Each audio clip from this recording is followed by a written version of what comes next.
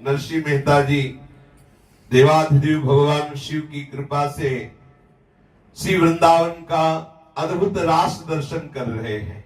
देखा स्वर्ण में तेजो में रास मंडल, रंग बिरंगे हीरों से जटित भूमि और बहुत सुंदरी सुंदरी गोपियां और मध्य में प्रिया प्रीतम और प्रत्येक गोपी के समीप में श्याम सुंदर। अद्भुत गान, अद्भुत तान, श्री श्याम सुंदर, गौर, श्री लाडली जू और अनंत गोपियां और छठी चांदनी वृंदावन की शोभा प्राणों का हरण के ले रही है। नरसिंह मेहता के वो नृत्य गति, वो सुंदर ताल, वो सुंदर राग रागिनियां, वो ग्रीवा झुकाना, वो अपने कर कमल से भाव प्रकट करना, अंगुलियां मोड़ना, मुद्राएं बनाना, मनोमोहक भ्रकुटी नचाना, श्रीमुख से ता थे ऐसे शब्द, नूपुरों की झनकार, कंकन किंकणी की धुनी, हो अद्भुत नृत्य।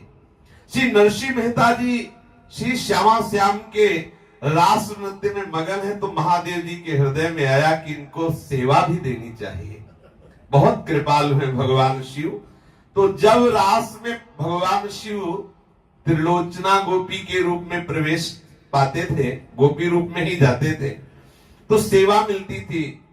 हाथ में मशाल लेकर के खड़े होते थे और भगवान श्री गोपी वल्लभ जी की अद्भुत रास सुख का हृदय में अनुभव करते, नेत्रों में बसा के फिर कैलाश चले जाते, अद्भुत सुख में डूबे रहते। आज इसी सुख को प्रदान किया नरसिंह मेहता जी को। और नरसिंह मेहता जी को भगवान शंकर जी जो गोपी स्वरूप से मशाल की सेवा कर रहे थे, सही बाने में निकुंज में जो सीधे पार्सल होता है वो महादेव जी की कृपा से होता है। सीधे, बीच में कोई रुकावट नहीं, सीधे प्रिया प्रीतम के चरणारविंद में। ऐसे ही कुछ अपने जैसे अधम के ऊपर भी कृपा महादेव जी ने की, नहीं तो वाराणसी के घाटों में कहा ये सुख मिलता। ये सुख श्री स्वामी जी महाराज की बंसी बजी, स्वामी जी महाराज 1 महीना रास किए ना, बस खत्म हो गया हम ब्रह्मास्मि। अब हृदय में यही रट लग गई, कैसे मिले रोज रास दर्शन। स्वामी जी के चरण पकड़े और कहा हमें अपने पास रख लो, रोज रास हमें दर्शन करने। हमारी भावना में था कि रोज रास करते, तो स्वामी जी ने कहा बाबा तू एक बार वृंदावन आ जा, एक बार आ जा, बस बिहारी जी तुझे छोड़ेंगे नहीं। आज हम स्वामी जी को गुरु स्वरूप से देखते हैं कि इन्हीं के वचनों का आज बिहारी जी पालन कर रहे कि उन्होंने हमें स्वीकार कर लिया, हमें छोड़ा नहीं, अपने धाम में रखे हुए नहीं। मुझे धम की कहां सामर्थ्य की धाम वास करते। महादेव जी की कृपा से वृंदावन के ब्रजवासी रसिकों का कृपा कटाक्ष, बिहारी जी के चरणों की आशक्ति प्राप्त। भगवान शंकर जी कह रहे हैं, भगवान सोचो कितने कृपालु हैं। बोले प्रभु मेरी अभिलाषा है कि आपके परिकर में सम्मिलित हो जाए। आहा, कैसे तार सकते हैं भगवान बात। ये नरसिंह अली ये गोपी स्वरूप से आपके चरणों में समर्पित हो जाए, ये निज प्राणों को आपके चरणों में समर्पित कर दे, मेरी अभिलाषा है। ठाकुर जी ने समीप आकर श्री नरसिंह जी से कहा कि देखो तुमने ये जो रास दर्शन किया ये अत्यंत दुर्लभ है, ये किसी साधना से नहीं देखा जा सकता। अगर कोई ये विचार करे कि मैं बहुत बड़ी तपस्या करूं और तपस्या करके मैं रास में प्रवेश पाऊं तो नहीं पा सकता, तुम्हारे ऊपर बहुत कृपा है। और इधर ये तो बातें कर रहे ठाकुर जी, उधर जब दृष्टि गई तो देखा कि नरसिंह जी को तो होश नहीं था, मसाल थोड़ी टेढ़ी हो गई और वो जो पूरा स्नेह युक्त जो द्रव्य था द्रवित, वो उनके हाथ में, और उनका हाथ मसाल बनकर जल रहा है। मशाल की जगह नरसिंह मेहता जी का हाथ जल रहा है, लेकिन उनको शुद्ध नहीं। लालजू ने तत्काल देखा और स्पर्श करते ही वो जलन शांत हो गई। बहुत हृदय में आनंद की इतनी तन्मयता, श्री नरसिंह मेहता जी को तत्काल अपना लालजू ने मोर मुकुट उतार करके दिया, पीतांबर दिया। नरसिंह मेहता जी ने कहा कि मैं जी नहीं सकता आपके बिना, जी नहीं सकता। तो ठाकुर जी ने कहा हमारी इच्छा है कि हमारे इस रस का आप विस्तार भूमंडल पर करो। इसलिए ठाकुर जी तत्काल अपने एक स्वरूप को प्रकाशित किया, जिसके राधा बाबा दर्शन कर रहे हैं। ठाकुर जी ने स्वयं मूर्ति दी, स्वयं ठाकुर जी ने मूर्ति दी, पीतांबर दिया, मोर मुकुट दिया और लाडली जी महाराज ने अपने गले से उतारकर प्रसादी माला दी। ललिता जी ने करताल दी और कहा करताल तुम्हारे हाथ में रहेगी तो प्रिया प्रीतम तुम्हारे हृदय में नाचते रहेंगे। श्री ललिता जी ने करताल दी, प्यारी जू ने गले की माला दी, लालजू ने एक अपना स्वरूप और सुंदर मयूर पक्ष से युक्त मुकुट और पीतांबर, मानो संपूर्ण संपत्ति मिल गई निकुंज की श्री नरसिंह मेहता जी को। और कहा कि आप जाकर सदैव मेरा ध्यान करते रहे, मेरा चिंतन करते रहे। मेरे समीप रहना उतना प्रेम वर्धन करने वाला नहीं जितना मेरा चिंतन करना है। श्रवणात् दर्शनात् ध्यानान् मयि भावोनुकीर्तनात् न तथा सन्निकर्षेण प्रतियात ततो गृहान्। आप जाओ, अपने घर जाओ, मेरा ध्यान करना, मेरे गुणों का कीर्तन करना, मेरे चिंतन में रहना, मेरे भक्तों का संग करना, तो ऐसा आनंद प्रेम प्राप्त होता है जो मेरे समीप रहने से भी प्राप्त नहीं होता। श्री ठाकुर जी महाराज जो वृंदावन बिहारी जो हैं, इनका दर्शन करा के इनका अद्भुत रास रस का सुख प्रदान करके महादेव जी ने एक और अद्भुत लीला। उनसे गाओ बैठो नंदी के सुर में हमारे साथ, नंदीश्वर में बैठा ला और ले गए द्वारिका। वृंदावन की रास के बाद सीधे द्वारिका ले गए। भगवान वृषभ राज पर नरसिंह मेहता जी को साथ में बैठाला और परम धाम द्वारिका में गए। अब देखो, पहले वृंदावन के रास का दर्शन कराया, अब द्वारिकापुरी ले। दिव्य द्वारिकापुरी की अलौकिक शोभा देखकर भक्तराज नरसिंह जी तो मुग्ध होते जा रहे हैं। उस धाम के विषय में कहा क्या कहना, जहां स्वयं वैभव सेवकाई कर रहा हो, अनंत लोकों का स्वामी जहां विराजमान हुआ। यहाँ ब्रज में प्रेम वैभव है और द्वारिका में ऐश्वर्य वैभव है, चरम सीमा का ऐश्वर्य वैभव, और यहाँ चरम सीमा का प्रेम वैभव। यहाँ के प्रेम वैभव के आगे धूल धूसरित हो गया ऐश्वर्य वैभव, और द्वारिका के ऐश्वर्य वैभव के आगे वैकुंठ का ऐश्वर्य वैभव फेल हो गया। द्वारिका का जो ऐश्वर्य वैभव है, वहां की सुंदर स्वर्णिम भूमि को, वहां के महलों में विद्रुमणि स्तंभ लगे हुए हैं, छत रत्नों से जड़ी हुई है, दिव्यपुरी नित्य नवीन नवीन श्रृंगारित शोभा का ऐसा दर्शन करके नरसिंह मेहता बड़े आनंदित हो रहे। करोड़ करोड़ गुना सूर्यों से भी बढ़कर के तेज प्रकाशित हो रहा महलों का, मानो कई करोड़ सूर्य एक साथ उदय हो गए वैसे द्वारिकाधीश के महल है। श्री नरसिंह मेहता जी ने दर्शन किया, मानो करोड़ों चंद्रमा एक साथ प्रकाशित हो गए ऐसे महल है। सूर्य चंद्र की तुलना क्या की जा सकती है। श्री नरसिंह मेहता जी कनक कनी भोम विद्रुमना था भला, रतन जडीत तहा मोल मेरी। अपनी भाषा में श्री नरसिंह जी के स्वयं वचन है। नगर श्री द्वारिका राय रण छोड़ जी, नित नवा शुभो शृंगार साजे, कोटि प्रकाशनुम तेज व्यापी रहु, रवि शशि ज्योत उद्योत भासे, दधि सुत अर्कते कोण ताहम बापड़ा, कोटि रवि कांति नखमणि प्रकाशे। ऐसे परम धाम की दिव्य शोभा को दिखाते हुए भगवान शंकर राजमहल में पहुंचे जहां द्वारिकाधीश विराजमान थे। उस समय सभा बैठी हुई थी। राज राजेश्वर देवकी नंदन श्री कृष्ण राज सिंहासन पर विराजमान थे। उनकी सभा के सभासद परम भागवत उग्रसेन, बलराम जी, अक्रूर जी, उद्धव जी, विदुर जी, अर्जुन आदि यथा स्थान विराजमान थे। स्वयं नरसिंह मेहता जी अपनी वाणी में लिखते, धर्मो सभा माम जहां उग्रसेन तहां, संकर्षण जी संग बैठा, ताहम वसुदेव ने देवकी नंदन, राज राजेश्वर कृष्ण बैठा। अक्रूर उद्धव विदुर ने, अर्जुन शीघ्र उभा थया हरने जानी, 16 सहस्त्र शत 8 पट रानियों, मध्य आव्या शूल पाणी। भाई ने जई मल्या, आस ने थी चल्या, कर जोड़ी ने कृष्णे सन्मान दी घूम, धर्म सभा वहाँ उग्रसेन तहां, संकर्षण जी संग बैठा। भगवान श्री कृष्णचंद्र जो दिव्य सिंहासन पर विराजमान, आसपास से सब परिकर और 16,108 रानियां पटरानियां सब विराजमान है। भगवान शंकर ने सबके दर्शन कराए। भगवान आसन छोड़कर खड़े हो गए शंकर जी को देख के। द्वारिकाधीश और स्वागत करने के लिए आगे बढ़े, हाथ जोड़कर शंकर जी का स्वागत किया और अपने समान ही एक दिव्य सिंहासन पर भगवान शंकर को बैठाला। फिर सबने भगवान शंकर की पूजा की। भगवान शंकर द्वारिकाधीश को प्रणाम कर रहे, द्वारिकाधीश भगवान शंकर को प्रणाम कर रहे। ये देख रहे हैं श्री नरसिंह मेहता जी। सदाशिव ने उत्तर दिया, भगवान ये जो समीप है ये जूनागढ़ के उच्च ब्राह्मण कुल उत्पन्न वैष्णव भक्त हैं। इन्होंने 7 दिन तक बिना कुछ खाए पिए भारी विकलता के साथ हमारा चिंतन किया और हमें अपने अधीन कर लिया। 7 दिन ना खाना ना पीना, ये कोई खास बात नहीं है। कितने ऐसे भक्त हैं जिनको जिंदगी में 50 बार ऐसा हुआ कि अब तो भोजन नहीं मिला। बात यहां विकलता की है। इतनी विकलता थी प्रभु के दर्शन की कि उसका वर्णन नहीं किया जा सकता। तो बता रहे, परिचय बता रहे नरसिंह मेहता जी का भगवान शंकर।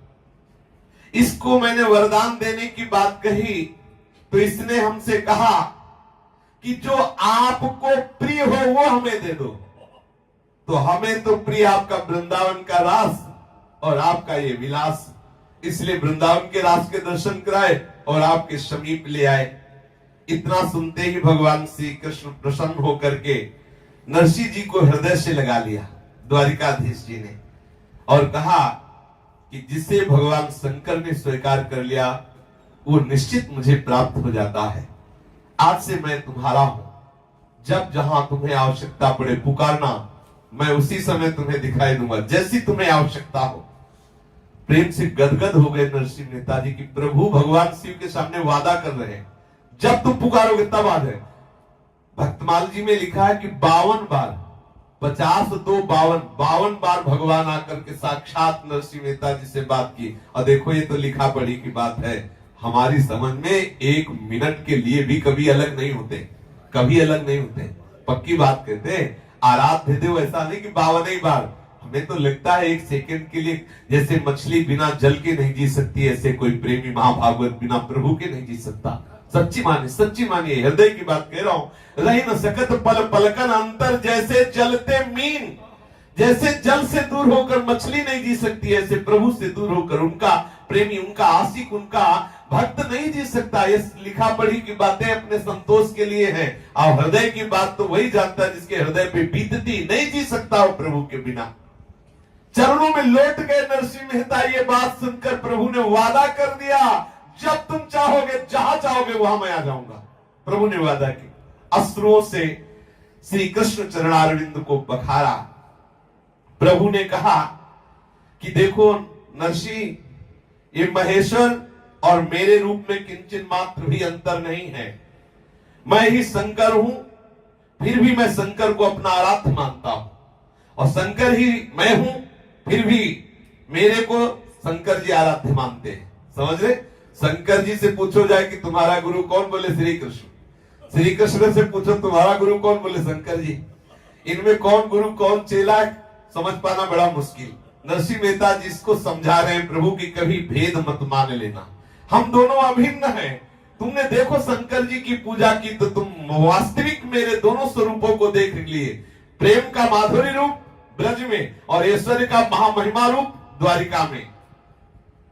श्री नरसिंह जी ने कहा प्रभु मैं तो किसी योग्य नहीं हूं, मैं तो सदाशिव की कृपा का बिल्कुल पात्र नहीं हूं, कोई भजन साधन नहीं, ये तो केवल औढ़रदानी की हेतु की कृपा है। प्रभु ने कहा कि वत्स बेटा, जो मुझे अपना स्वामी मान लेता है तो मेरा एक स्वभाव, मैं उसका दास बन जाता हूं। पकड़ो बात, पकड़ो। ठाकुर जी नरसिंह मेहता से कहते जो मुझे अपना स्वामी मान लेता है मैं उसका दास हो जाता हूं। प्रमाण भरे पड़े हैं, प्रमाण भरे पड़े हैं। देख लीजिए, आज तक कोई ऐसा धनी स्वामी सृष्टि में नहीं हुआ जो अपने सेवक की सोच भरी लंगोटी धरे। नौकर को नौकर लगा करके सेवा करवा दे तो ऐसा मान सकते हैं कि दयालु स्वामी है, पैसा दे के नौकर लगा दिया, भाई हमारा नौकर बीमार है तो उसकी सेवा करो। कि सेवक बीमार हो तो स्वयं अनंत शक्तियों का स्वामी आके उसकी मल भरी सोच से भरी हुई लंगोटी धोए, ऐसा हमारा ठाकुर करुणामय है। कह रहा है तुम मुझे स्वामी मानो तो मैं तुम्हें अपना स्वामी मान लूंगा, मैं तुम्हारा दास बन जाऊंगा।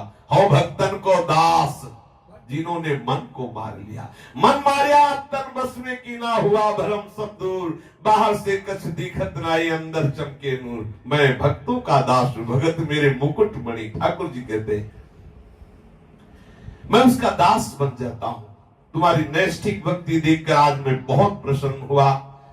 इतना कहकर प्रभु नरसिंह मेहता जी को अपने अंतःपुर में ले गए, सब द्वारिका का वैभव दर्शन कराया नरसिंह मेहता जी को और प्रसन्नता पूर्वक विदा किया। अब तो नरसिंह मेहता जी के पास ठाकुर जी की प्रतिमा, करताल, पीतांबर, मयूरपुछ और श्री प्यारी जी के द्वारा दिया हुआ माला ये धारण किए हुए हैं।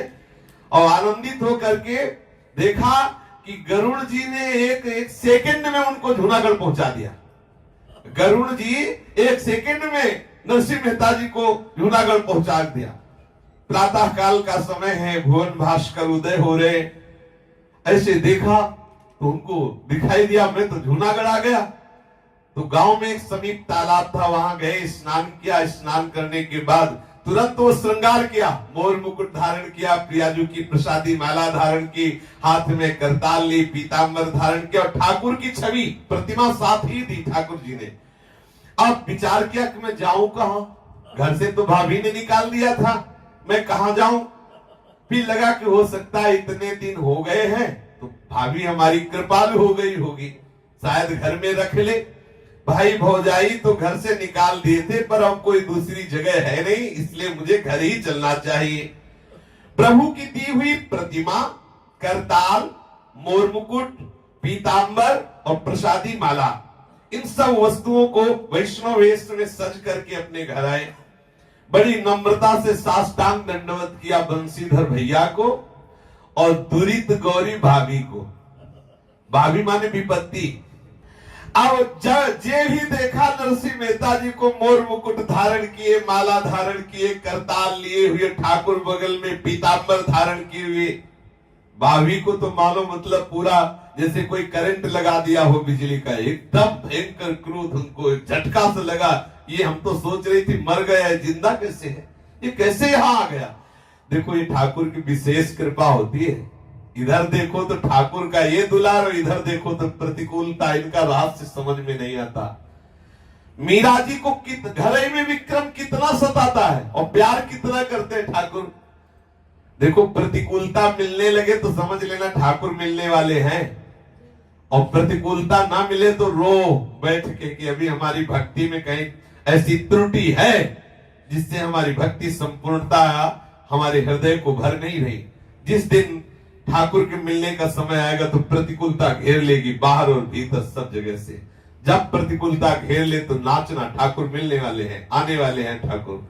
सर कई बार प्रश्न लोगों ने किया है कि जब से हमने दीक्षा ली, जब से भजन मार्ग में शुरू हुए, तभी से भारी विपत्तियां, बड़ी समस्याएं शुरू हुई। कृपा मनाओ कि ये शुरू हो गया, बहुत जल्दी शुरू हो गया, बड़ी कृपा हो गई। क्योंकि ये झूठा नाशवान संसार तुम्हें दुखालय नजर आने लगे, पहली बहुत बड़ी कृपा। तब तो मुमुक्षुता जागृत होगी ना, मुक्त होना तभी तो चाहोगे, प्रभु से मिलना तभी तो चाहोगे जब जन्म मृत्यु जरा व्याधि दुख दोषान दर्शनम ऐसा दर्शन होने लगे। नरसिंह मेहता जी की कितनी कृपा और कितनी भारी प्रतिकूलता, देखते ही जल गई भाभी।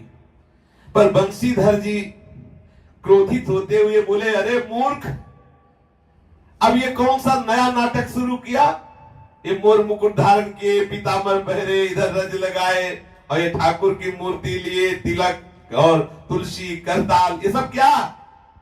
फेंक इसे उतार के बाहर, फिर घर आ।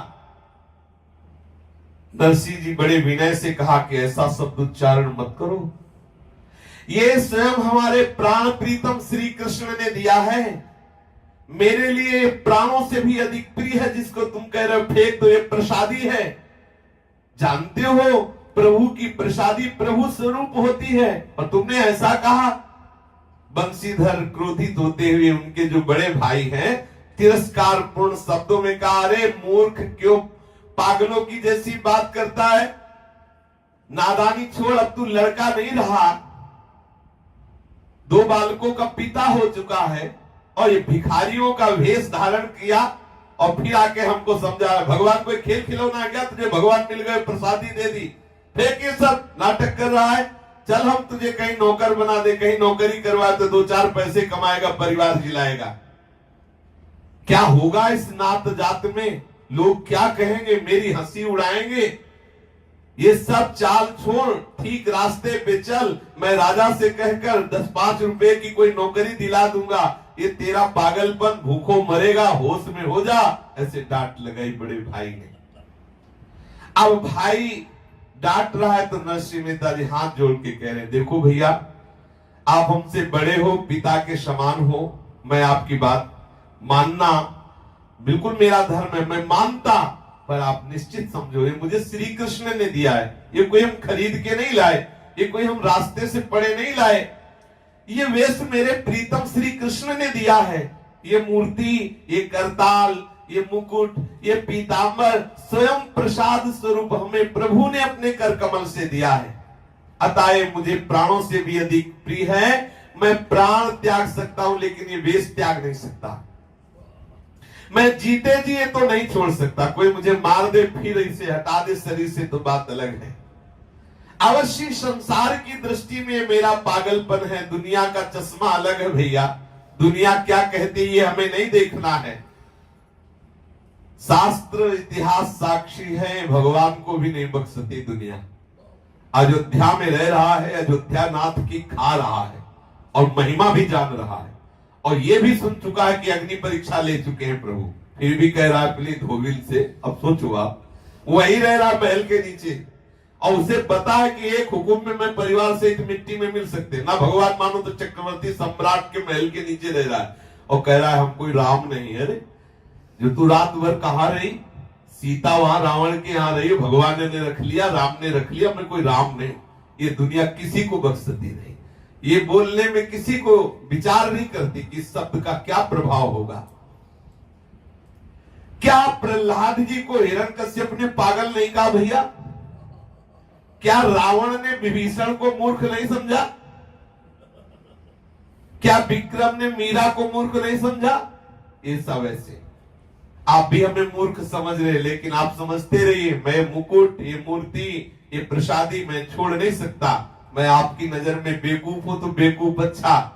बंशीधर ने कहा, अरे मूर्ख, तू समझने की चेष्टा कर, भगवान रास्ते में नहीं खड़े तुझ जैसे कोई मिलने के लिए, बड़ी तपस्या करने से भगवान मिलते हैं। समझो, ये दिमाग में भरा पड़ा है कि भगवान ऐसे रास्ते में मिले। अरे भगवान रास्ते में ही खड़े, तू मिलना तो चाह, तेरे हृदय में खड़े, तेरे बाहर खड़े, मिलना तो चाह। भगवान कोई दुर्लभ वस्तु है क्या? अरे जो है सर्वत्र है और हमसे प्यार करता है, उससे मिलने के लिए क्या परेशानी? बुद्धि मारी गई है, जो है नहीं उसको हम चाह रहे हैं, और जो है उससे कह रहे हो मिलेगा नहीं। कैसी बुद्धि मारी गई, विपरीत बुद्धि। अरे बेवकूफ समझने की चेष्टा कर। बंशीधर जी नरसिंह जी को कह रहे, भगवान कहां तेरे लिए रास्ता देख रहे थे कि तू उनसे मिला और वो तुझ जैसे अकलमंद मूर्ख को ये सब प्रसादी दे देंगे। बहुत बुद्धिमान बनते हैं, उनको माया पीटती, जो वो सीधे साधे वाले ठाकुर गले लगाते हैं। सरल बन जाओ, सहज बन जाओ, निर्बल बन जाओ, हार जाओ तो अजित करुणा करके तुम्हारे अधीन हो जाएंगे। जो किसी से नहीं परास्त होते हो, तुम्हारे सहज भोलेपन से परास्त हो जाएंगे। अरे धूर्त मूर्ख, तुझे कोई मूर्ख मिल गया होगा, कहा होगा कि मैं भगवान हूं, तूने मान लिया होगा। कोई तुझे भगवान नहीं मिले, ऐसा ऐसे भी लोग होते। बचना ऐसे भी लोग होते जो 1 मिनट में पूरा तुम्हारी भक्ति को नास्तिकता में बदल दें। नरसिंह जी ने कहा, भैया बेवकूफ ही सही, हमारे भगवान बेवकूफ तो हम भी बेवकूफ, हमें तुम्हारी बुद्धिमानी नहीं चाहिए। हमारा ठाकुर बेवकूफ, हम बेवकूफ, हमें नहीं चाहिए तुम्हारी बुद्धिमानी। उन्होंने कहा, तेरी इन बातों से बात नहीं बननी, हमारे नाते रिश्तेदार, हमारे गोत्र संबंधी क्या कहेंगे? अरे हमारे भी तो बच्चों का ब्याह होना है, तो अब उसके लिए तो हमें चाहिए तू ये ऐसे पागल बना घूमेगा, ये बात ठीक है नहीं। अब भाई की ये बात भौजाई तो बिल्कुल जर के खड़ी ही थी कि अवसर भर मिले कि हम परमाणु बम का प्रयोग करें। होता हृदय होता है, बस अवसर मिले, वो तो जली रही थी। नरसिंह जी ने हाथ जोड़ा और कहा भैया आप ठीक कह रहे हैं, मैं मूर्ख हूं, मैं नीच हूं, और यह भी हो सकता है कि मेरे कारण आपके कुल में नीच भाव आ जाए, आपके रिश्ते नातेदार आपको नीच देखने लगे, तो आप वही उपाय करो जिससे आपके कुल में कलंक न लगे और आपको सुख शांति मिले। अभी भाभी तुरित गौरी जी चुपचाप थी, दोनों भाइयों की बातचीत हो रही थी। अब नरसिंह मेहता जी की ये बात सुनकर के भभक उठी और रोषपूर्ण शब्दों में कहा, देखो कितना बड़ा टीका लगा के आया, मोर मुकुट पहन के आया, बड़ा भगत बनता है। छोटे बड़े की लिहाज नहीं, पेट भरने के लिए भेष धारण कर लिया, बड़ा भगत बनता है, ज्ञान की बातें करता है। मूर्ख कहेगा, तेरा ज्ञान तुझे मुबारक हो, हम अपने नाते रिश्तेदारों में नाक नहीं कटवाएंगे, तू ऐसा भेष धारण किए, भेष उतार और नौकर बनकर घर में रहे तो तुझे टुकड़े मिल सकते हैं रोटी के। बहुत उल्टा सीधा बोला। अब जो उनकी पत्नी थी नरसिंह मेहता जी की, वो तो हृदय से नरसिंह जी को बहुत प्यार करती थी, उसको भी खूब गालियां दी भाभी ने कि ये यहाँ खूब खाती है, ऐसी कुभादिया है, क्या क्या सब। नरसिंह मेहता जी हाथ जोड़े चुपचाप खड़े हैं। ये पूछा नहीं उसने कि कितने दिन हुए, कहाँ खाया पिया, कोई किसी ने नहीं पूछा। ऊपर से कहने लगी, अब हम हाथ जोड़ती है, तू अपने बच्चे ले, अपनी पत्नी ले, और घर से निकल जाए, एक क्षण भी हमारे घर में ना रुक। नरसिंह जी ने कहा, भाभी ऐसे कठोर वचन क्यों मुझसे निकाल रही हो? यदि आपको मेरा कुटुंब भार स्वरूप मालूम होता है तो कल से मैं अलग हो जाऊंगा, आप व्यर्थ मन में क्लेश न करें। नरसिंह जी की बात सुनकर उनका, कल से क्यों, तू अभी अलग हो, अभी इसी क्षण।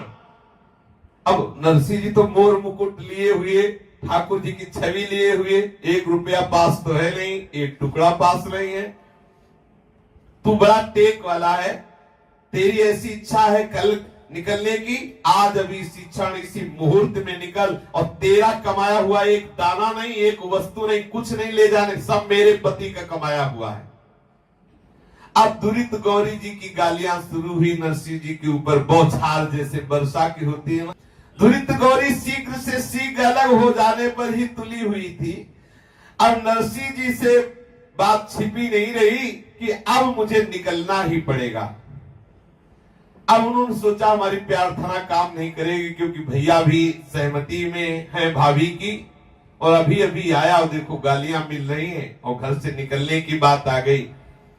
अपनी धर्मपत्नी, पुत्री और पुत्र उनको बुलाया और बंशीधर से कहा, भैया हो सकता है हमारे द्वारा कोई अपराध बन गया हो, मैं आपके चरणों में पड़ के प्रणाम करता हूं, हम सबको आशीर्वाद दीजिए कि हम धर्म का पालन करें, कभी अपने कुल परंपरागत या भगवत आराधना के विरुद्ध कोई आचरण न बनने पावे, और कभी आपको दुख न पहुंचे, मेरे द्वारा ऐसा कोई आचरण न बने, अगर बन गया हो तो मुझे क्षमा करना। उधर मणिक गौरी ने भी अपनी जेठानी अर्थात नरसिंह जी की भाभी को प्रणाम किया, जे ही प्रणाम किया बरस पड़ी, उनके ऊपर बरस पड़ी और बोली, मैंने तो तुम्हें मरा हुआ मान लिया है, तुम सब हमारी आंखों के सामने से जाओ। वो कह रही, प्रणाम करती हूँ, मुझे आशीर्वाद दो। बोले, मैंने तो पहले से ही मान लिया है कि तुम सब मरे हुए हो, मेरी आंखों के सामने से जाओ। बंशीधर जी कुछ नहीं बोल रहे, पिता का वो भी पुत्र है, थोड़ी संपत्ति, एक भी बर्तन नहीं दिया, एक अन्न दाना नहीं दिया। और दुरित गौरी ने श्री नरसिंह मेहता जी को निकाह, भाई साहब खड़े देखते रहे, क्योंकि बोले तो उनके भी बाल नुचे, इसलिए चुप खड़े रहे। अब आप देखिए भक्ति के ऊपर, एक तरफ देखो कितना महान सुख द्वारिकाधीश से मिलके आ रहे हैं, वृंदावनधीश से मिलके आ रहे हैं, कैलाशपति से मिलके आ रहे हैं, और यहाँ दरवाजे के अंदर ले घुसले दिया जा रहा, धक्का मार के निकाला जा रहा है। नरसिंह जी स्थिर बुद्धि हैं, अर्थात चाहे दुख आवे चाहे सुख आवे, भक्ति से विचलित होने वाले नहीं। स्त्रियों का हृदय थोड़ा कोमल भी होता है, थोड़ा सा कष्ट आया तो आंसू चलने लगते हैं। नरसिंह जी जब घर से निकले तो वही ठाकुर जी का मुकुट और ठाकुर जी पीतांबर, और जो कपड़ा पहने हुए थी पत्नी और जो पुत्री और पुत्र, बस उतना ही था। एक भी पात्र नहीं, एक दाना अन्न नहीं, एक पैसा नहीं, ऐसे निकाल दिया। तो नरसिंह जी की पत्नी रोते हुए, जिनका नाम मणिकुबाई था, बोले भगवान हम तुम भूखे रह सकते हैं, लेकिन ये बच्चे कहां पाएंगे प्रसाद, रहेंगे कहां? तो नरसिंह मेहता जी ने कहा तुम अज्ञानी हो इसलिए शोक करती हो, संपूर्ण सृष्टि का भरण पोषण हमारा कृष्ण करता है, 2 बच्चों के लिए तू क्यों रो रही है? अरे चींटी से लेकर हाथी तक का भरण पोषण करता है, वो क्या भूखा मारेगा बच्चों को? और देखो ये बच्चे मेरे नहीं प्रभु के हैं। तो रात्रि कहां पार करोगे? धर्मशाला में। चिंता मत करो, हम धर्मशाला में सुरक्षित रात्रि पार करेंगे। धर्मशाला में गए, समीप जलाशय था तो जल पीने की भी सुविधा थी। नरसिंह जी दृढ़ता के साथ अपनी पत्नी को पुष्ट किया कि आप घबराओ मत, हमारे ठाकुर जी बड़े कृपालु हैं, ऐसा कुछ नहीं होने देंगे। धर्मशाला तो मुसाफिर रहते हैं, हम बच्चों के साथ वहां कैसे रहेंगे? मणिकुबाई ने लौकिक व्यवहार की बात कही। नरसिंह मेहता जी ने कहा फिर तुम अज्ञान की बात कर रही हो, ये संसार एक धर्मशाला ही तो है, तुम उस धर्मशाला की बात कर रहे हो। ये छोटी धर्मशाला, संसार बड़ी धर्मशाला है, यहाँ मुसाफिर रात भर रुकता है और चला जाता है। ऐसे ही यहाँ संसार में सब आते हैं, अपने अपने कर्मों का फल भोगते हैं, नवीन कर्म करते हैं, चले जाते हैं। अनेक जीवों का यहाँ आवागमन लगा रहता है, राजा से रंक तक सब इस संसार रूपी धर्मशाला के यात्री हैं। पतिव्रता माणिकबाई चुपचाप नरसिंह जी की बात सुन ली, पर अंदर ये था कि अब ऐसा तो नहीं है कि भगवान आके कहते चलो इस घर में रहो चल के, उसको विश्वास नहीं था ना, और नरसिंह जी को विश्वास था। ध्यान देना, बहुत संतों के चरित्र से बहुत बल मिलता है। अब अपने परिवार से एक बेटा एक बेटी पत्नी धर्मशाला में जाकर नरसिंह जी ठहर गए। संपत्ति के नाम से भगवान की प्रतिमा, करताल और मुकुट, यही संपत्ति है, पीतांबर। सायंकाल हुआ, ठाकुर जी की मूर्ति के सामने बैठकर कीर्तन कर रहे हैं, प्रेमाश्रु बहाते हुए भाव विभोर होकर कीर्तन में डूब रहे। पत्नी बार बार देख रही बच्चों की तरफ कि उनके ओंठ सूख रहे, ना कुछ खाने को है, ना कोई व्यवस्था है। आधी रात बीत गई, पत्नी ने कहा कह रहे थे कि भगवान व्यवस्था करेंगे, देखो बच्चे पूरा दिन हो गया भूखे, क्या व्यवस्था तुम्हारे भगवान ने की? नरसिंह मेहता जी ने कहा अभी तो कीर्तन चल ही रहा है, कीर्तन बंद हो तब बात करना, अभी तो कीर्तन आधी रात हो गई, कीर्तन तो चल ही रहा है। ऐसा ही हुआ, जहां नरसिंह मेहता जी ये बात पूरी ही कर रहे थे कि इतने में एक धनी मानी सेठ ने आके दंडवत किया। दंडवत भगत जी। नरसिंह मेहता जी ने आंख उठा करके आंख मिलाई, समझ गए कि हमें लगता है कि हमारा टेलीफोन काम कर गया। अब वो सेठ जी ने प्रणाम किया और पास में बैठ गए और बोले कि भगत जी, धर्मशाला में आप बच्चों के सहित दिखाए, ऐसा तो नहीं लगता कि आप कोई यात्री हैं, क्योंकि आपके पास कुछ भी नहीं है, मुझे लगता है आप किसी विपत्ति में हैं। तो नरसिंह मेहता जी सबको हरिजन बोलते थे, हरिजन माने भगवान का जन, सबको हरिजन कह के संबोधन करते थे। आपने संबोधन करके कहा कि आप हे हरिजन, आप कहां विराजते हैं? नरसिंह मेहता जी से उन्होंने कहा मैं तो एक परदेशी हूं, यात्रा कर रहा हूं, यहां आया और आपको कीर्तन करते देख रहा हूं, इसलिए आपसे बात करने का मन हुआ, इसलिए बात कर रहा हूं। नरसिंह जी ने कहा मेरी बात क्या है, भगवान की हमारी भैया और भाभी ने घर से निकाल दिया है खाने पीने के लिए, हमें तो कोई बात नहीं, कई दिन ना मिले तो चलेगा, छोटे छोटे बच्चे हैं, ना इनको कुछ खाने पीने की व्यवस्था है, ना कुछ बिछाने ओढ़ने की व्यवस्था है।